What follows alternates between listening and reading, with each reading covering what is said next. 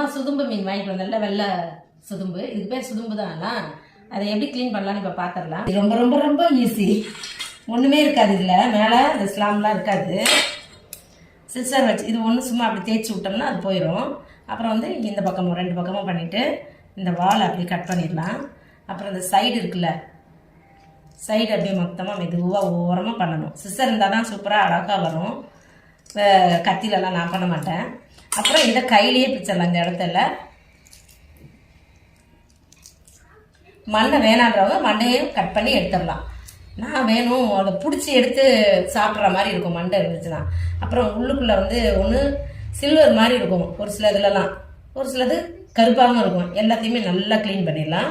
முட்டை இதில் கூட முட்டை இருக்குது. இது குட்டியாக இதோ இது முட்டை. இந்த சில்வர் கலர் ஒன்று தெரியுது பாருங்க லைட்டாக. அது வந்து ஒருத்தவங்க சொன்னாங்க அது பாதரசமா. அதோடைய பாதுகாப்புக்காக அதுக்குள்ளே அந்த மாதிரிலாம் வச்சுருக்கோம். மேலே கூட வந்து சில்வர் கலரில் எந்த மீன்லாம் இருக்கோ அதெல்லாம் வந்து பாதரசம் மாதிரி. அது நம்ம உடம்புக்கு நல்லது இல்லையா. தோலை உரிச்சிட்டு தான் மீன் சாப்பிடணும்னு ஒரு டாக்டர் சொன்னார். நான் அதை பார்த்ததுலேருந்து எனக்கு அது ஒரு ஞாபகம் வரும். கரெக்டாக சரி அது செய்யணும் அப்படின்னு. இது வந்து முட்டை. இந்த மீனோட முட்டை இது எப்படி எடுத்து வச்சுருக்கேன் தனியாக. முடிஞ்சால் எடுத்து வச்சுக்கிறேங்க. தனியாக எடுத்து வச்சுட்டு குழம்பு வைக்கும்போது ஓரமாக போட்டு எடுத்து சாப்பிட்டுக்கிறேன்.